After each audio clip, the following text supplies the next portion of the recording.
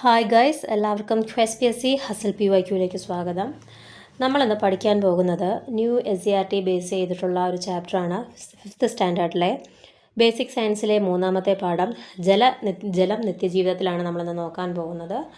First ചാപ്റ്ററും second ചാപ്റ്ററും നമ്മൾ പ്ലേലിസ്റ്റിൽ add ആക്കിയിട്ടുണ്ട്. കാണാത്തവർ പോയി കണ്ടു നോക്കുക. അപ്പം ജലം നിത്യജീവിതത്തിൽ ആദ്യം തന്നെ ഒരു പിക്ചർ കൊടുത്തിട്ട് കുട്ടി പുഴയോടുത്ത് ചോദിക്കുന്നതാണ് പറഞ്ഞിരിക്കുന്നത്. ഇത്ര വേഗത്തിൽ നീ എങ്ങോട്ടാണ് പോകുന്നത്?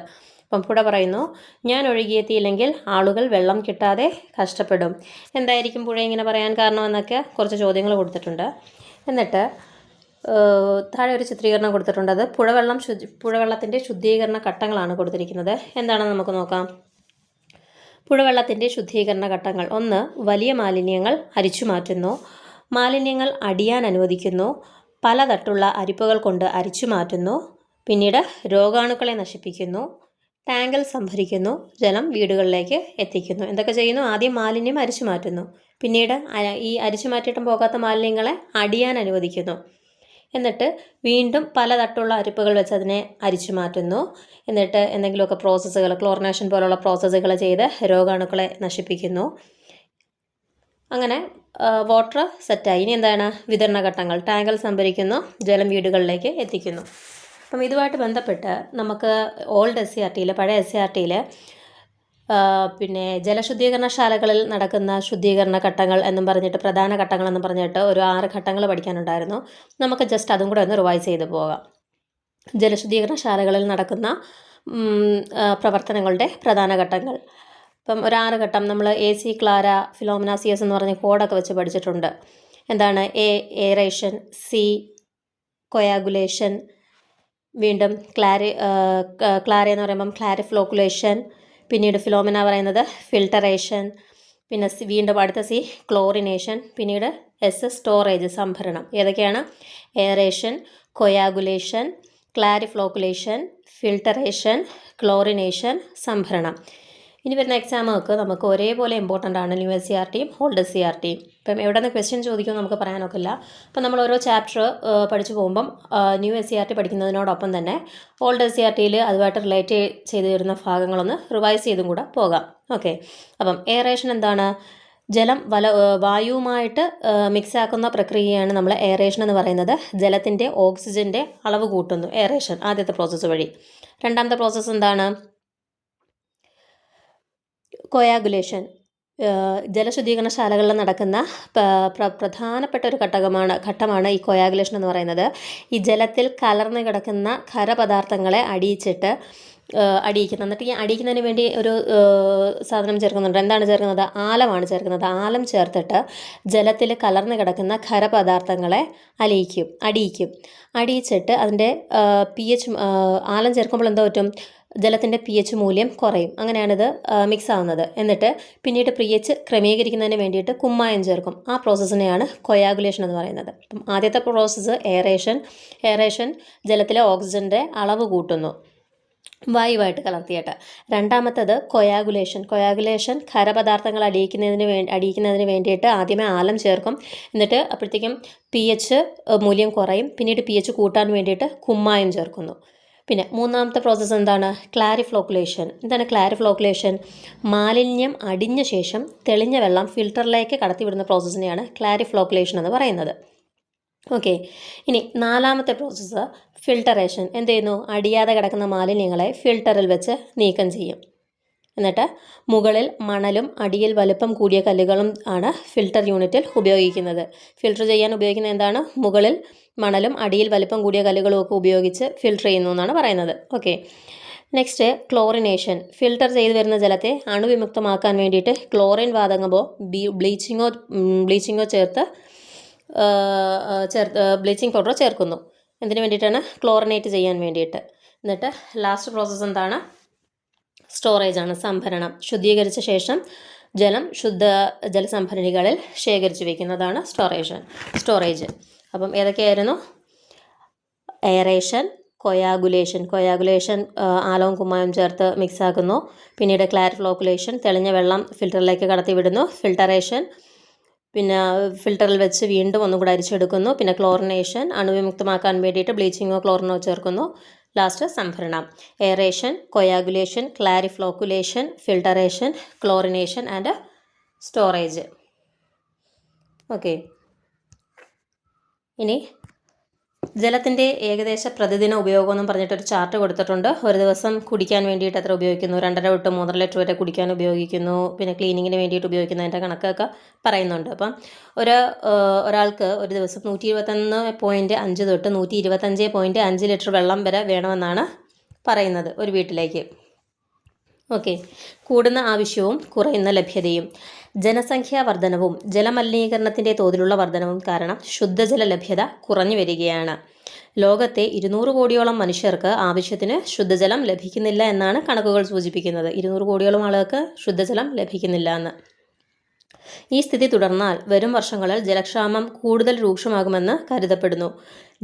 ജലമലിനീകരണം മൂലമുള്ള രോഗങ്ങൾക്ക് ലോകത്ത് പ്രതിവർഷം എല്ലാ ദശലക്ഷക്കണക്കിന് ആളുകൾ മരിക്കുന്നുണ്ട്. അപ്പം ജലമലിനീകരണം മൂലമുള്ള രോഗങ്ങൾ കൊണ്ട് ദശലക്ഷക്കണക്കിന് ആൾക്കാർ മരിക്കുന്നുണ്ടെന്ന് അല്ലേ. ലോകത്തെ 200 കോടിയോളം മനുഷ്യർക്ക് ആവശ്യത്തിന് ശുദ്ധജലം ലഭിക്കുന്നില്ല എന്നാണ് പറയപ്പെടുന്നത്. കാരണം എന്തായിരിക്കാം?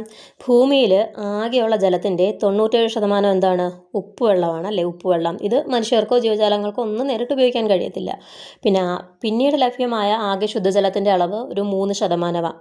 ഇതിൽ ഒരു 68-70% ഹിമാനികളിലും മഞ്ഞുമലകളിലും ഒക്കെ ആയിട്ടാണ് കിടക്കുന്നത് അല്ലേ. പിന്നീട് ഒരു 30% ജലം അത് ഭൂമിക്കുള്ളിൽ സംഭരിച്ചു വയ്ക്കുന്നു. പിന്നെ ഉള്ള ഒരു 1.3% ജലമാണ് ഈ നദികളും തടാകങ്ങളും അരുവികളിലും ചതുപ്പുകളിലും ഒക്കെ ആയിട്ട് കാണപ്പെടുന്നത്.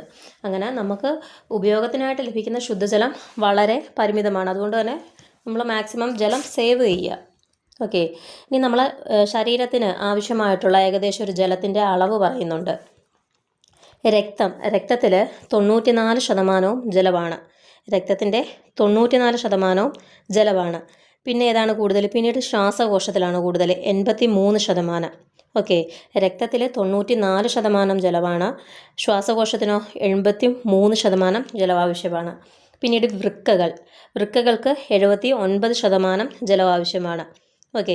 പിന്നീട് ഹൃദയത്തിനും പേശിക്കും 75% ആവശ്യമായിട്ടുണ്ട്. തലച്ചോറിനാണെങ്കിൽ 73%. അസ്ഥികൾക്ക് 31%. ഏറ്റവും കുറവ് ആവശ്യമുള്ളത് അസ്ഥികൾക്ക് എത്രയാണ്? 31%. നമുക്ക് വേണമെങ്കിൽ മാച്ച് ദ ഫോളോയിങ് പോലെയൊക്കെ ക്വസ്റ്റ്യൻ വേണമെങ്കിൽ ചോദിക്കാവുന്നതാണ് ഈ ഒരു ടേബിളിൽ നിന്ന്. അപ്പം അസ്ഥികൾക്ക് 31%, തലച്ചോറിന് 73%. ഏറ്റവും കൂടുതൽ വേണ്ടായിരുന്ന ആർക്കാണ്? രക്തത്തിന് 94% വേണം. ഹൃദയത്തിനും പേശിക്കുവോ? ഹൃദയപേശികൾക്ക് 75% വീതം വേണം. പിന്നെ വൃക്കകൾക്ക് 79% വേണം. ശ്വാസകോശത്തിന് 83% വേണം. മനുഷ്യ ശരീരത്തിലെ ഒരു പ്രധാന ഘടകമാണ് ജലം. എല്ലാ ശാരീരിക പ്രവർത്തനങ്ങൾക്കും ജലം ആവശ്യമാണ്. കുട്ടികൾക്ക് പറഞ്ഞു കൊടുക്കുകയാണ്. ഇനി സസ്യങ്ങൾക്കും ജലം ആവശ്യമാണല്ലോ. എന്തെല്ലാം ധർമ്മങ്ങളാണ് ജലം സസ്യങ്ങളിൽ നിർവഹിക്കുന്നത്? എന്തൊക്കെയാണ്? പ്രകാശ സംശ്ലേഷണത്തിന് ഉപയോഗിക്കുന്നു. സസ്യത്തിൻ്റെ ഘടന നിലനിർത്തുന്നതിന് ജലം സഹായിക്കുന്നു. പിന്നീട് ആഹാരം ഇലകളിൽ നിന്നും മറ്റ് സസ്യഭാഗങ്ങളിൽ എത്തിക്കുന്നതിന് എന്താണ്? ജലം ഇമ്പോർട്ടൻ്റ് ആണ്. ആഗിരണം ചെയ്ത ലവണങ്ങൾ ഇലകളിൽ എത്തിക്കുന്നതിനും ജലം ആവശ്യമാണ്. അപ്പോൾ എന്തിനൊക്കെ ഉപയോഗിക്കുന്നു? പ്രകാശ സംശ്ലേഷണത്തിന് ഉപയോഗിക്കുന്നു. ആഹാരത്തെ ഇലകളിൽ നിന്നും മറ്റ് സസ്യഭാഗങ്ങളിൽ എത്തിക്കുന്നതിനായിട്ട് ഉപയോഗിക്കുന്നു. ആഗിരണം ചെയ്ത ലവണങ്ങൾ ഇലകളിൽ എത്തിക്കുന്നതിന് സഹായിക്കുന്നു. സസ്യത്തിൻ്റെ ഘടന നിലനിർത്തുന്നതിന് സഹായിക്കുന്നു. ജലമില്ലെങ്കിൽ എന്താ പറ്റും? സസ്യം പാടി ഉണങ്ങിപ്പോകും അല്ലേ. എല്ലാ ജീവികൾക്കും ജീവൽ പ്രവർത്തനത്തിന് ജലം ആവശ്യമാണ്. ഇനി നിറവും മണവും ഇല്ല, അപ്പോൾ ജലം ശുദ്ധമായിരിക്കും എന്നൊരു കുട്ടി പറയുകയാണ്. ആണോ? നിറവും മണവും ഇല്ലെങ്കിൽ ജലം ശുദ്ധമായിരിക്കുമോ? ഇല്ല. അതിനകത്ത് ബാക്ടീരിയ കാണും, നമുക്ക് അറിയാനൊക്കത്തില്ല അല്ലേ. ഇനി ജലത്തിൻ്റെ ആകൃതി എന്താണ്? നമ്മൾ എടുക്കുന്ന പാത്രത്തിൻ്റെ ആകൃതിയാണ് ജലത്തിന്. അത് കുട്ടികൾക്ക് പറഞ്ഞ് മനസ്സിലാക്കി കൊടുക്കുകയാണ്. നമ്മൾ എടുക്കുന്ന പാത്രത്തിൻ്റെ ആകൃതിയാണ് ജലത്തിനെന്ന്. ഇനി വെള്ളത്തിൽ പൊങ്ങിക്കിടക്കുന്ന കടലാസ് തോണി കണ്ടല്ലോ.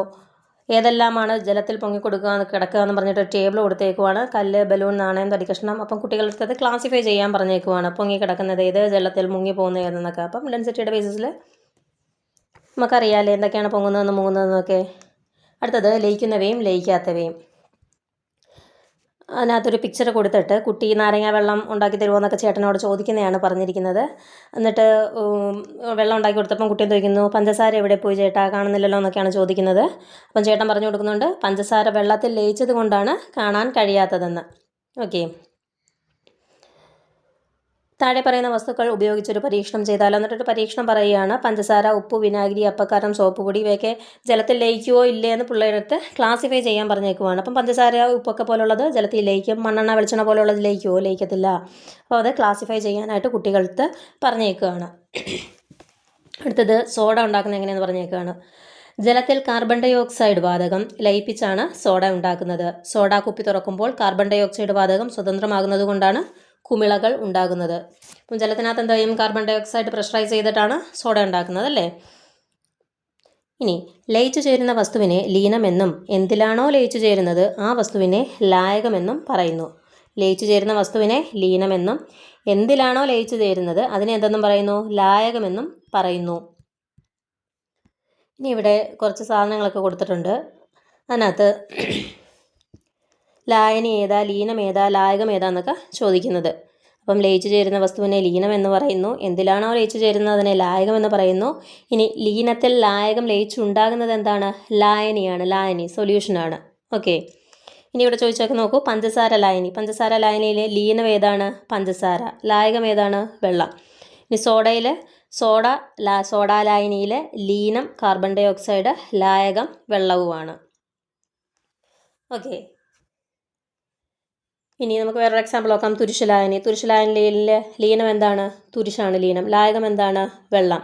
ഓക്കെ, അപ്പം വെള്ളത്തിന് എന്തെന്നാണ് പറയുന്നത്? സാർവിക ലായകം, യൂണിവേഴ്സൽ സോൾവെൻ്റ് എന്നാണ് പറയുന്നത്. ജലത്തിന് നിരവധി വസ്തുക്കളെ ലയിപ്പിക്കാൻ കഴിവുണ്ട്. അതിനാൽ ജലത്തെ സാർവിക ലായകം അഥവാ യൂണിവേഴ്സൽ സോൾവെൻ്റ് എന്ന് പറയുന്നു. പിന്നെ വീണ്ടും കുട്ടികൾക്ക് കുറച്ച് എക്സ്പെരിമെൻ്റ് ഒക്കെ കൊടുത്താക്കുവാണ് ജലത്തിൽ ചെയ്തു നോക്കാൻ വേണ്ടിയിട്ട്. ഇനി ഒരു ദ്രാവകത്തിൻ്റെ ഉപരിതലത്തിൽ നിന്ന് ചെറുകണികകൾ ചുറ്റുപാടിലേക്ക് വ്യാപിക്കുന്നതിനെ ബാഷ്പീകരണം എന്ന് പറയുന്നു. എന്താണ്? ഒരു ദ്രാവകത്തിൻ്റെ ഉപരിതലത്തിൽ നിന്ന് ചെറുകണികകൾ ചുറ്റുപാടിലേക്ക് വ്യാപിക്കുന്നതിനെ ബാഷ്പീകരണം എന്ന് പറയുന്നു. ചൂടാകുമ്പോൾ ബാഷ്പീകരണത്തിൻ്റെ തോത് വർദ്ധിക്കുന്നു. ചൂടാകുമ്പോൾ എന്ത് സംഭവിക്കുന്നു? ബാഷ്പീകരണത്തിൻ്റെ തോത് വർദ്ധിക്കുന്നു. ബാഷ്പീകരണം എല്ലാ താപനിലയിലും സംഭവിക്കുന്നു. ബാഷ്പീകരണം എല്ലാ താപനിലയിലും സംഭവിക്കുന്നുണ്ട്. അതുകൊണ്ടാണല്ലേ നമ്മൾ തുണിയൊക്കെ കൊണ്ട് വിരിച്ചിടുമ്പം പെട്ടെന്ന് ഉണങ്ങി കിട്ടുന്നത്. അപ്പം ബാഷ്പീകരണം എല്ലാ താപനിലയിലും സംഭവിക്കുന്നു. ചൂടാകുമ്പോൾ ബാഷ്പീകരണത്തിന് തോത് വർദ്ധിക്കുന്നു. കൂടുതൽ ചൂട് കൊടുക്കുമ്പോഴത്തേക്കും ബാഷ്പീകരണത്തിൻ്റെ തോത് വർദ്ധിക്കുന്നു. ഖരം, ദ്രാവകം, വാതകം എന്നീ 3 അവസ്ഥകളിലും പ്രകൃതിദത്തമായി കാണപ്പെടുന്ന ഏക പദാർത്ഥമാണ് ജലം. ഖരം, ദ്രാവകം, വാതകം എന്നീ 3 അവസ്ഥകളിലും പ്രകൃതിദത്തമായി കാണപ്പെടുന്ന ഏക പദാർത്ഥം ഏതാണ്? ജലമാണ്. ജലം. ഇനി ഒരു പിക്ചർ കൊടുത്തിട്ടുണ്ട്. ഒരു ലെവൽ ട്യൂബിൽ ജലം നിറച്ച് നിങ്ങളുടെ ക്ലാസ് മുറിയിലെ വിവിധ സ്ഥലങ്ങളുടെ നിരപ്പ് പരിശോധിക്കൂ എന്ന് പറഞ്ഞിട്ട്. എന്താണ് നിരപ്പ് എന്താണ് ഉദ്ദേശിക്കുന്നത്? വിധാനം പാലിക്കുന്നുണ്ടോ എന്നാണ് ഉദ്ദേശിക്കുന്നത്. വിധാനം പാലിക്കുന്നു എന്നത് ജലത്തിൻ്റെ ഒരു സവിശേഷതയാണ്. ജലത്തിൻ്റെ ഒരു സവിശേഷതയാണ് വിധാനം പാലിക്കുന്നു എന്നത്. ഓക്കെ,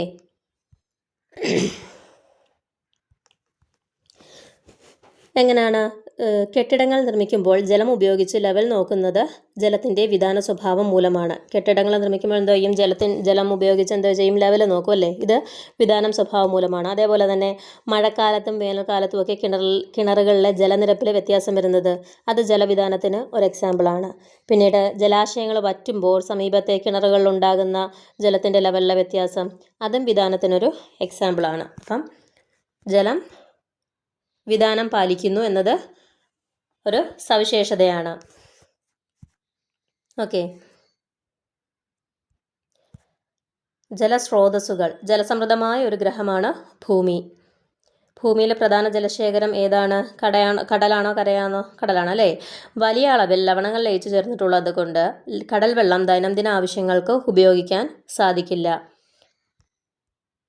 ജലത്തുള്ളിക്ക് പറയാനുള്ളത്: ജീവജാലങ്ങൾക്ക് ഞങ്ങളില്ലാതെ ജീവിക്കാനാവില്ല. ജലാശയങ്ങൾ ചൂടുപിടിക്കുമ്പോൾ ഞങ്ങൾ അന്തരീക്ഷത്തിലേക്ക് ഉയരുന്നു. പിന്നീട് തണുത്ത് മഴമേഘങ്ങളായി മാറുന്നു. അവിടെ വെച്ച് ചെറുകണികകളായ ഞങ്ങൾ ഒന്നിച്ചു ചേർന്ന് മഴത്തുള്ളിയായി ഭൂമിയിലേക്ക് പതിക്കുന്നു. അങ്ങനെ ജലസ്രോതസ്സുകളുടെ ഭാഗമായി മാറുന്നു. മഴ എങ്ങനെയാണ് ഉണ്ടാകുന്നതെന്ന് കുട്ടികൾക്ക് സിമ്പിളായിട്ട് പറഞ്ഞു കൊടുക്കുകയാണ്. ഓക്കെ, കരുതി വയ്ക്കാം നാളേക്ക്. മഴ ധാരാളം ലഭിക്കുന്ന നാടാണ് നമ്മുടേത്. എന്നാൽ വേനൽക്കാലത്ത് ചില പ്രദേശങ്ങളിലും വരൾച്ച ഉണ്ടാകുന്നുണ്ട്. മഴവെള്ളം സംഭരിച്ചു വയ്ക്കാൻ വേനൽക്കാലത്തും ജലലഭ്യത ഉറപ്പാക്കാം. എങ്ങനെയൊക്കെയാണ് മഴവെള്ളം സംഭരിക്കുന്നത്? മഴവെള്ള സംഭരണി ഉപയോഗിച്ച്, തടയണ കെട്ടി, കയ്യാലകൾ നിർമ്മിച്ച്, കിണർ റീചാർജിങ്ങിലൂടെയൊക്കെ നമുക്ക് മഴവെള്ളം സംഭരിച്ചു വയ്ക്കാം. ഓക്കെ, എന്നിട്ട് ലാസ്റ്റ് ഒരു മോറൽ കൊടുക്കുന്നുണ്ട് കുട്ടികൾക്ക്. ശുദ്ധജലം അമൂല്യമാണത് പാഴാക്കരുത്. അപ്പം ഇത്രയുമാണ് മൂന്നാമത്തെ ചാപ്റ്റർ. നിങ്ങൾക്ക് ക്ലാസ് ഇഷ്ടപ്പെടുന്നുണ്ടെങ്കിൽ ഒന്ന് ലൈക്ക് ചെയ്തേക്കുക, ചാനലൊന്ന് സബ്സ്ക്രൈബ് ചെയ്ത് വെച്ചേക്കുക. നമുക്ക് USCRTയുടെ കൂടെ തന്നെ അതുമായിട്ട് കണക്റ്റഡ് ആയിട്ട് വരുന്ന ഓൾഡ് SCRT ചാപ്റ്റേഴ്സും കൂടെ ഒന്നിച്ച് റിവൈസ് ചെയ്ത് പോകാം. അപ്പോഴത്തേക്കും നമുക്ക് ആ ചാപ്റ്റർ അങ്ങ് സെറ്റാവും. ഓക്കെ, അപ്പം കൂടുതൽ ക്ലാസ്സുകൾക്കായി നിങ്ങൾ ചാനലൊന്ന് സബ്സ്ക്രൈബ് ചെയ്ത് വെച്ചേക്കണം കേട്ടോ. നോട്ടിഫിക്കേഷൻ ഓണാക്കി സബ്സ്ക്രൈബ് ചെയ്ത് വെച്ചേക്കുക. പിന്നെ നമ്മളുടെ ചാനലിൽ SCRT classes, new SCRT based classes with old SCRTയും പിന്നെ PYQ ഡിസ്കഷൻസും ചെയ്യുന്നുണ്ട്. അതായത് റീസെൻ്റായിട്ട് PSC നടത്തിയ സ്പെഷ്യൽ എക്സാംസ്, ടെക്നിക്കൽ എക്സാംസ് ഉൾപ്പെടെയുള്ള എല്ലാ എക്സാമുകളുടെയും PSC with related facts with final answer key discuss ചെയ്യുന്നുണ്ട്. ഞാനിവിടെ പ്ലേലിസ്റ്റ് കൊടുത്തേക്കാം, നിങ്ങൾ ഒന്ന് കയറി ചെക്ക് ചെയ്ത് നോക്കുക. നിങ്ങൾക്ക് ഉപകാരപ്പെടുന്നെങ്കിൽ ഒന്ന് ലൈക്ക് ചെയ്യുക, ഫ്രണ്ട്സിനൊക്കെ ഒന്ന് ഷെയർ ചെയ്ത് കൊടുക്കുക. ഓക്കെ, അടുത്ത ചാപ്റ്ററുമായിട്ട് അടുത്ത ദിവസം നമുക്ക് കാണാം. Thank you guys.